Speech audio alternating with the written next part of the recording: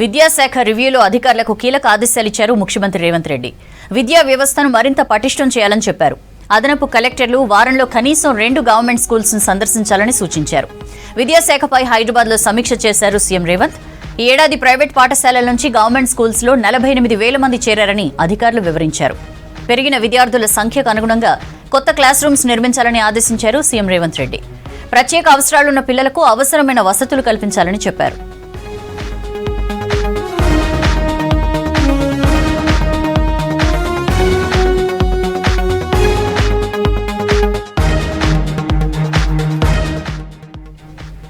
మధ్యాహ్న భోజనం తయారు చేసే మహిళలకు గ్యాస్, కట్టెల పొయ్యిల బాధలు తొలగించాలన్నారు సీఎం రేవంత్. సోలార్ కిచెన్లు ఏర్పాటుపై వెంటనే దృష్టి పెట్టాలన్నారు. మరోవైపు 10వ తరగతిలో ఉత్తీర్ణులవుతున్న విద్యార్థులకు, ఇంటర్మీడియట్లో చేరుతున్న స్టూడెంట్లకు ఎక్కువ తేడా ఉండడంపై అధికారులను ప్రశ్నించారు. 10వ తరగతి పాస్ అయిన విద్యార్థులు ఖచ్చితంగా ఇంటర్మీడియట్లో చేరేలా చూడాలని సూచించారు సీఎం. ఇంటర్మీడియట్ తర్వాత జీవనోపాధికి అవసరమైన స్కిల్డ్ కోర్సుల్లో శిక్షణ పొందొచ్చని, దీని ద్వారా వారి జీవితానికి ఢోకా ఉండదన్నారు.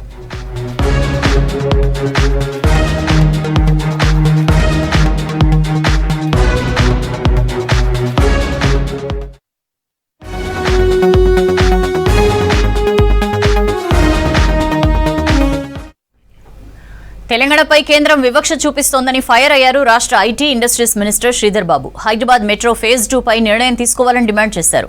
కేంద్ర ప్రభుత్వ రంగ సంస్థలు వాడుకోని భూములను తిరిగి ఇవ్వాలని కోరారు. వికసిత్ భారత్ 2047 లక్ష్య సాధనలో తెలంగాణ ముందుందని, రాష్ట్రంలో పరిశ్రమల అభివృద్ధికి సహకరించాలని కేంద్ర మంత్రులకు విజ్ఞప్తి చేశారు శ్రీధర్ బాబు.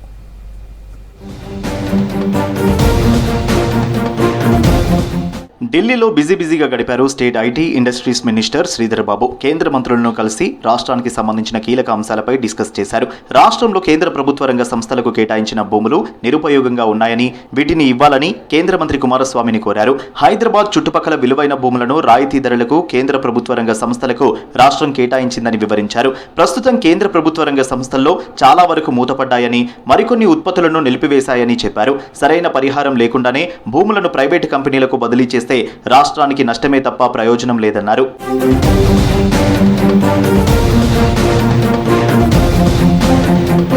మరోవైపు కేంద్ర కేబినెట్ భేటీలో హైదరాబాద్ మెట్రో ఫేజ్ 2 పై నిర్ణయం తీసుకోకపోవడం బాధాకరమన్నారు మంత్రి శ్రీధర్ బాబు.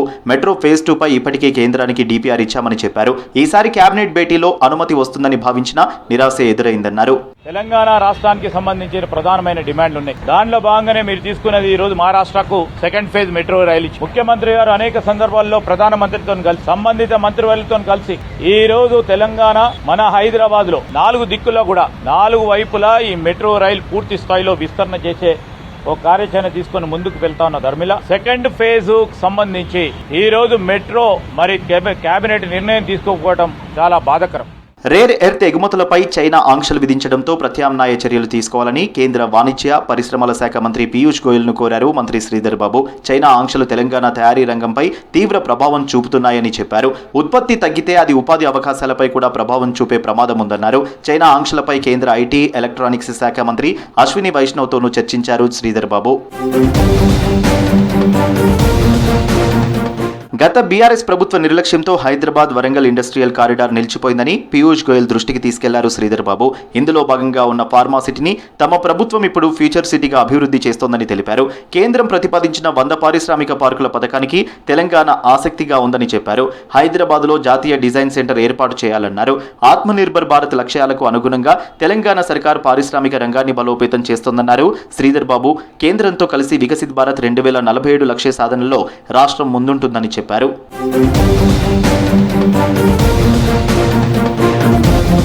రాష్ట్రంలో పారిశ్రామిక మౌలిక సదుపాయాల అభివృద్ధికి కేంద్ర మంత్రి పీయూష్ గోయల్ ను కోరారు మంత్రి శ్రీధర్ బాబు. ముఖ్యంగా Hyderabad, Nagpur, Hyderabad to Warangal, Hyderabad to Bengaluru, Hyderabad to Vijayawada industrial కారిడార్లకు సాయం చేయాలన్నారు. జహీరాబాద్ లో అభివృద్ధి చేస్తున్న ఇండస్ట్రియల్ స్మార్ట్ సిటీ ప్రాజెక్టుకు అవసరమైన మౌలిక సదుపాయాల కోసం 400 కోట్ల నిధులు పీఎం గతిశక్తి పథకం కింద మంజూరు చేయాలని విజ్ఞప్తి చేశారు.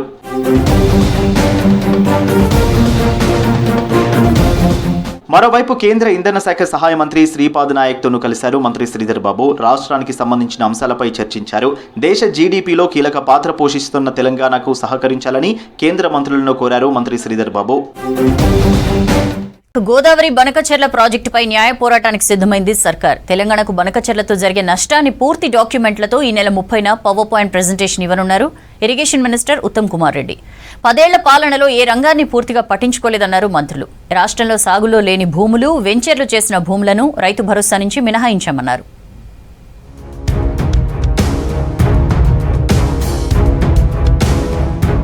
ఏపీ సర్కార్ అక్రమంగా చేపడుతున్న గోదావరి బనకచెర్ల లింకు ప్రాజెక్టుపై లీగల్ ఫైట్ కు రెడీ అవుతోంది రాష్ట్ర సర్కార్. ఇందులో భాగంగానే హైదరాబాద్ జలసౌధలో ఉన్నతాధికారులతో భేటీ అయ్యారు irrigation minister Uttam Kumar Reddy.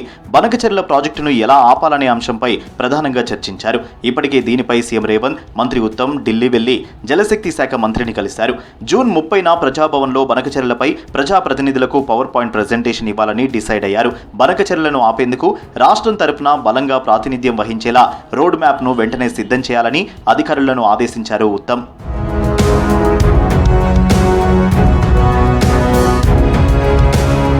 Tunnel నిర్మాణాలలో అనుభవం ఉన్న 2 సైనికాధికారులను నీటిపారుదల శాఖలోకి తీసుకుంటామన్నారు మంత్రి ఉత్తమ్. భారత సైన్యంలో ఇంజనీరింగ్ చీఫ్ గా పనిచేసిన జనరల్ హర్బల్ సింగ్, అంతర్జాతీయ స్థాయిలో పేరున్న టన్నెల్ టెక్నాలజీ నిపుణులు కర్నల్ పరీక్షిత్ మెహ్రా ఇరిగేషన్ డిపార్ట్మెంట్లో చేరబోతున్నారని వివరించారు. మేడిగడ్డ, అన్నారం, సుందిళ్ల బ్యారేజీల పునరుద్ధరణ కోసం ఎన్డీఎస్ఏ డిజైన్ కన్సల్టెంట్గా వ్యవహరిస్తుందన్నారు ఉత్తమ్. డిండి ప్రాజెక్టు భూసేకరణ కోసం కలెక్టర్లతో సమావేశం నిర్వహించాలన్నారు. శ్రీశైలం లెఫ్ట్ కెనాల్, ఎస్ఎల్బీసీ పనుల పురోగతి పై సమీక్షించి పునరుద్ధరణ పనుల కోసం అంతర్జాతీయ స్థాయి ఏజెన్సీలతో చర్చించి ప్రతిపాదనలు స్వీకరిస్తున్నామన్నారు ఉత్తమ్.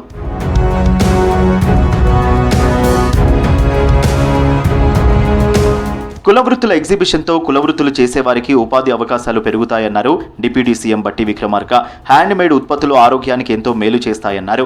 హైదరాబాద్ ట్యాంక్ బండ్ దగ్గర హెచ్ఎండిఏ గ్రౌండ్లో బీసీ కులాల హ్యాండ్మేడ్ ఎగ్జిబిషన్ను మంత్రులు పొన్నం, అడ్లూరి లక్ష్మణ్తో కలిసి ప్రారంభించారు డిప్యూటీ సీఎం బట్టి. 30 స్టాల్స్లో చేనేత వస్త్రాలు, కుమ్మరి కుండలు, కొయ్య బొమ్మలు, ట్రెడిషనల్ జ్యువెలరీ ఐటమ్స్, పిండి వంటలను ప్రదర్శించారు. బోనాల పండుగ సందర్భంగా కులవృత్తులతో ఎగ్జిబిషన్ ఏర్పాటు చేశామన్నారు మంత్రి పొన్నం. ప్రకృతి పరంగా తయారయ్యేటువంటి వస్తువుల ప్రదర్శన ఒకటే కాకుండా వస్తువుల వాడకాన్ని కూడా పెంచాలని చెప్పి తద్వారా ఆరోగ్యంగా మన జీవితాలు ఉండటానికి ఉపయోగపడతాయి. కాబట్టి అట్లాగే వీటిని ప్రోత్సహించడం ద్వారా ఉపాధి అవకాశాలు కూడా పెద్ద ఎత్తున సమాజంలో అనేక సంవత్సరాలుగా వీటి మీద ఆధారపడి ఉన్నటువంటి వర్గాలకు కూడా ఉపయోగపడుతుంది. కాబట్టి దీన్ని చూసిన తర్వాత నాకు కూడా అనిపించింది తప్పనిసరిగా దీన్ని పెద్ద ఎత్తున ప్రోత్సహించాలని. 2 ప్రయోజనాలు. ఒకటి మీ ఆరోగ్యము, కుల వృత్తిని ప్రోత్సహించడము, వాళ్ళకు ఆర్థికంగా సహకారం చేయడం. కాబట్టి నేను హైదరాబాద్ ప్రజలందరికీ విజ్ఞప్తి చేస్తా ఉన్నా, దయచేసి ఈ రోజు ప్రారంభమైన ఈ స్టాల్స్ ను అందరూ ఆదరించి ఇక్కడ జరిగేటువంటి కుల వృత్తుల యొక్క తయారైనటువంటి పరికరాలను, వస్తువులను కొనుగోలు చేసి వాళ్ళని ప్రోత్సహించాలి, కుల వృత్తులను కాపాడాలని విజ్ఞప్తి చేస్తాను. బీఆర్ఎస్ 10 ఏళ్ల పాలనలో సింగరేణి సంస్థ అభివృద్ధి చెందలేదన్నారు రాష్ట్ర కార్మిక, గనుల శాఖ మంత్రి వివేక్ వెంకటస్వామి. కేంద్రం చేపట్టే సింగరేణి టెండర్లలో సింగరేణి సంస్థనే నేరుగా పాల్గొనేటట్లు చర్యలు చేపడతామన్నారు మంత్రి వివేక్. మంచిర్యాల జిల్లా మందమరి ఏరియా జీఎం ఆఫీసులో 14 మంది డిపెండెంట్లకు కారుణ్య నియామక పత్రాలను అందజేశారు మంత్రి వివేక్ వెంకటస్వామి. అంతకుముందు చెన్నూరు మున్సిపాలిటీలో పలు అభివృద్ధి పనులకు శంకుస్థాపన చేశారు. తాను మైనింగ్ శాఖ మంత్రిగా ఛార్జ్ తీసుకున్న తర్వాత అక్రమ ఇసుక దందాలకు అడ్డుకట్ట వేశామన్నారు మంత్రి వివేక్. నేను మైనింగ్ మినిస్టర్ అయిన తర్వాత ఇసుకే దందా అంది కూడా ఆపాలి. ఎవరు కూడా ఇసుక మీద దందా చేసేది అవసరం లేదు. ఒకవైపు గవర్నమెంట్కి పన్నులు సరిగా రావటం లేదు, ఇంకోవైపు కన్జ్యూమర్స్కి ధర ఎక్కువ ఉన్నది. ఇంతకుముందు ఆన్లైన్ లేనందుకు అందరూ దందాలు చేసుకుంటూ కూర్చున్నారు. కేవలం ఆన్లైన్లో ఇసుక సప్లై చేయాలని చెప్పి ఆదేశాలు ఇవ్వడం జరిగింది. నాగర్ కర్నూలు జిల్లాలో టూరిజం అభివృద్ధితో యువతకు ఉపాధి అవకాశాలు పెరుగుతాయన్నారు మంత్రి జూపల్లి కృష్ణారావు. కొల్లాపూర్ మండలం సోమశిలలో పుష్కర ఘాట్లు, కృష్ణానది, అమరగిరి ఐలాండ్లో టూరిజం నిర్మిస్తున్న 18 కొత్త కాటేజీల స్థలాన్ని పరిశీలించారు మంత్రి జూపల్లి. దేశంలో నుంచే కాదు, ప్రపంచం నుంచి కూడా పర్యాటకులను ఆకర్షించే అవకాశం ఉంది ప్రాంతానికి. దీంతో పాటుగా ఇటు అచ్చంపేటలో కూడా రకరకాల మనకు ఈ యొక్క టూరిస్ట్ అట్రాక్షన్ ప్రాంతాలు కాబట్టి ఇటు సోమశిలను, అటు అచ్చంపేట ప్రాంతాన్ని మొత్తం కూడా పెద్ద ఎత్తున టూరిజం డెవలప్మెంట్ చేసే కార్యక్రమం చేస్తా ఉన్నాం. రాబోయే భవిష్యత్తులో ఒక గొప్ప పర్యాటక ప్రాంతంగా ఇది డెవలప్ కాబోతా ఉంది.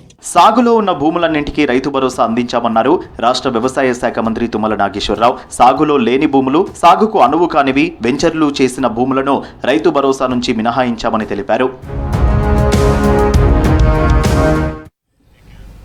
రాష్ట్రంలో సంచలనం సృష్టించిన ఫోన్ ట్యాపింగ్ కేసులో దూకుడు పెంచింది సిట్. ఇవాళ ఎస్ఐబి మాజీ డీఎస్పీ ప్రణీత్ రావును 9 గంటల పాటు విచారించింది సిట్. వరుసగా సాక్షుల వాంగ్మూలం సేకరిస్తూనే నిందితుల్ని ప్రశ్నిస్తున్నారు అధికారులు. ట్యాపింగ్ కేసులో ఇప్పటికే 222 మంది స్టేట్మెంట్లు రికార్డు చేశారు. బీఆర్ఎస్ ఎమ్మెల్సీ నవీన్ రావుకు నోటీసులు ఇచ్చేందుకు సిద్ధమైంది సిట్. ప్రజాస్వామ్యాన్ని తుంగలో తొక్కేలా గత బీఆర్ఎస్ సర్కార్ ఫోన్ ట్యాపింగ్ చేసిందని మండిపడ్డారు కాంగ్రెస్ నేతలు. ఫోన్ ట్యాపింగ్ కేసులో రోజుకు బాధితులు పెరుగుతున్నారు. 2023 నవంబర్ 15 నుంచి 30 లోపు భారీగా ఫోన్ ట్యాపింగ్లు జరిగినట్లు సిట్ గుర్తించింది. 4000కు పైగా ఫోన్ నంబర్లను ప్రణీత్ రావు టీం ట్యాప్ చేసినట్లు నిర్ధారించారు. 618 మంది ఆల్ పార్టీ పొలిటికల్ లీడర్లు, ఐఏఎస్, ఐపీఎస్, వ్యాపారులు, జర్నలిస్టులు ఉన్నారు. రేవంత్, బండి, ఈటల, పొంగులేటి ఫ్యామిలీ మెంబర్ల ఫోన్లు ట్యాప్ అయినట్లు గుర్తించారు. బీఆర్ఎస్ నేతలు పద్మా దేవేందర్ రెడ్డి, మర్రి జనార్దన్ రెడ్డి, తాటికొండ రాజయ్య ఫోన్లు సైతం ట్యాపింగ్ అయినట్లు తెలుస్తోంది. ప్రజాస్వామ్యాన్ని తుంగలో తొక్కేలా గత బీఆర్ఎస్ సర్కార్ ఫోన్ ట్యాపింగ్ చేసిందన్నారు PCC chief Mahesh Kumar Goud. SIB chief Prabhakar రావును నియమించింది కేసీఆర్ కాదా అని ప్రశ్నించారు. సినిమా తారలు, జడ్జిలతో పాటు సొంత పార్టీ ఎమ్మెల్యేల ఫోన్లను బీఆర్ఎస్ సర్కార్ ట్యాప్ చేసిందన్నారు మహేష్ కుమార్ గౌడ్. కేవలం ట్యాపింగ్ వల్ల మీ అవసరాల కొరకు, మీ స్వార్థం కోసం సినీ తారలు కూడా వదలలే. సినీ తారల ఫోన్లు ట్యాపింగ్ చేసి సంసారంలో చిచ్చు పెట్టిన ఘనత బీఆర్ఎస్ ప్రభుత్వాన్ని. జడ్జిలను వదలలే, వారి మాట వినని బ్యూరోక్రాట్స్ వదలలే, తుదకి బీఆర్ఎస్ ఎమ్మెల్యేలు కూడా వదలలే. కొన్ని వేల ఫోన్లు ట్యాపింగ్ చేసినారంటే దేశ చరిత్రలో అతి హేయమైన చర్య అది.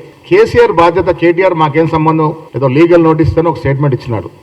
ఏంటి లీగల్ నోటీస్ మీరు ఇచ్చేది? మీరు మీ నాయన సంబంధం లేకుండానే ప్రభాకర్ రావు గారు ట్యాపింగ్ చేసినాడా? ఫోన్ ట్యాపింగ్ చేసిన అధికారులపై కఠిన చర్యలు తీసుకోవాలని డిమాండ్ చేశారు కాంగ్రెస్ నేతలు ఎమ్మెల్సీ బల్మూరి వెంకట్, ఫైమ్ ఖురేషి. తల్లి, పిల్ల అనే తేడా లేకుండా అందరి ఫోన్లు ట్యాప్ చేశారని ఫైర్ అయ్యారు. బంజారాహిల్స్ సిట్ ఆఫీస్లో ట్యాపింగ్ కేసులో సాక్షులుగా వాంగ్మూలాలు ఇచ్చారు బల్మూరి వెంకట్, ఫైమ్ ఖురేషి. వీరితో పాటు గడ్డం చంద్రశేఖర్ రెడ్డి కూడా విచారణకు హాజరయ్యారు.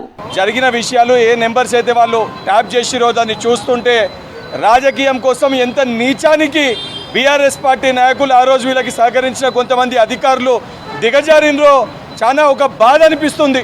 అంటే కుటుంబ సభ్యులు ఏదైతే పెళ్ళైన తర్వాత తల్లిది, భార్యది వాళ్ళ ఫోన్లను కూడా ట్యాప్ చేసి ఏమి మాట్లాడుతున్నారో కూడా విని ఏ రకంగా ఇబ్బంది పెట్టాలి, ఎంత నీచానికి వీళ్ళు పాల్పడిరని చెప్పి ఈరోజు బాధపడే పరిస్థితి ఉంది. ఫోన్ ట్యాపింగ్ కేసులో బీఆర్ఎస్ ఎమ్మెల్సీ నవీన్ రావుకు నోటీసులు ఇచ్చేందుకు సిద్ధమైంది సిట్. ట్యాపింగ్ కేసులో నవీన్ రావు కీలక పాత్ర పోషించినట్లు ఆరోపణలు వచ్చాయి. దర్యాప్తులో నవీన్ రావు, శ్రవణ్ రావు మధ్య సంబంధాలు బయటికి వచ్చాయి.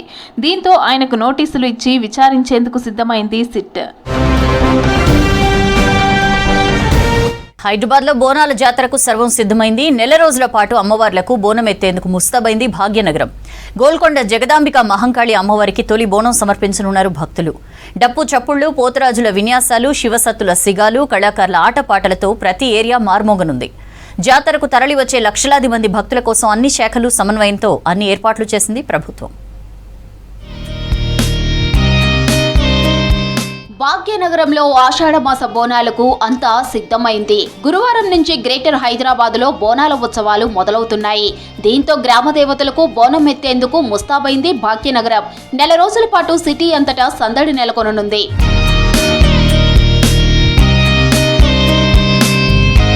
రేపు గోల్కొండ జగదాంబిక మహంకాళి అమ్మవారికి తొలి బోనం సమర్పించనున్నారు భక్తులు. దీంతో బోనాల జాతర ఉత్సవాలు మొదలు కానున్నాయి. హైదరాబాద్ బోనాల నిర్వహణకు ప్రభుత్వం 20 కోట్ల నిధులు కేటాయించింది. దీనిపై సీఎం రేవంత్ కు ధన్యవాదాలు తెలిపారు జిల్లా ఇన్ఛార్జ్ మంత్రి పొన్నం ప్రభాకర్. ప్రభుత్వం ఇచ్చిన 20 కోట్ల నిధులను 2783 దేవాలయాల్లో ఉత్సవాల కోసం చెక్కుల రూపంలో పంపిణీ చేశామన్నారు మంత్రి. ప్రభుత్వ నిధులతో శోభాయాత్రలు, పోతురాజుల విన్యాసాలు, బోనాలు, పట్టు వస్త్రాలు సమర్పించడం, మొక్కులు తీర్చుకోవడం, రంగం వంటి అన్ని కార్యక్రమాలు నిర్వహిస్తామన్నారు. తెలంగాణ సంస్కృతి సాంప్రదాయాలు బుట్టిపడేలా కన్నుల పండుగగా బోనాల పండుగను ఘనంగా చేస్తామన్నారు మంత్రి పొన్నం.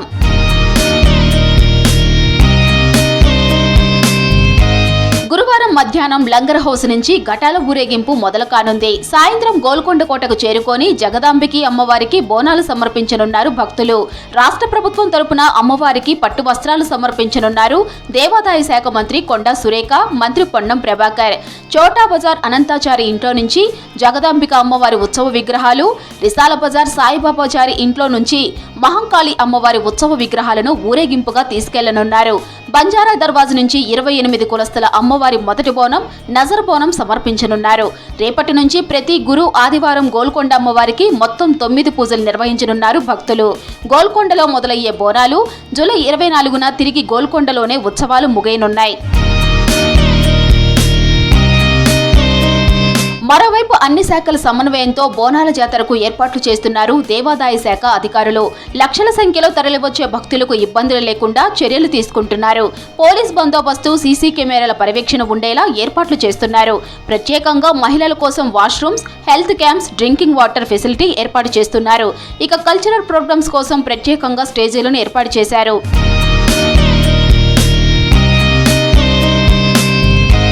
హైదరాబాద్ గోల్కొండ కోటలో మెట్ల బోనాలు ఘనంగా జరుగుతున్నాయి. ఆషాఢ మాసం సందర్భంగా మెట్లో బోనాలు నిర్వహిస్తున్నారు భక్తులు. అమ్మవారికి కుంకుమ పసుపుతో దాదాపు 400లకు పైగా మెట్లకి బొట్టు పెట్టుకుంటూ వెళ్తున్నారు మహిళలు. నగరం నలుమూలల నుంచి భక్తులు గోల్కొండ కోటకు భారీగా తరలివచ్చారు. గోల్కొండ బోనాల జాతరలో మొదటిసారిగా మహిళా వాలంటీర్లు విధులు నిర్వర్తించనున్నారు. మహిళలకు ప్రత్యేక సహాయ సహకారాలు అందించేలా మహిళా వాలంటీర్లు సేవలందించనున్నారు. బల్కంపేట శ్రీ రేణుక ఎల్లమ్మ తల్లి సేవా సమితికి చెందిన మహిళలు గోల్కొండలో విధుల్లో పాల్గొంటారు. ఒక్కోరోజు 50 మంది చొప్పున మొత్తం 500 మంది మహిళలు విధులు నిర్వర్తించనున్నారు. క్యూ లైన్స్, మెట్ల మార్గం దగ్గర భక్తులను గైడ్ చేయటం, వారికి ఎలాంటి ఇబ్బందులు కలగకుండా వసతి కల్పించడం వంటి పనులు చూసుకోనున్నారు. That's all for now.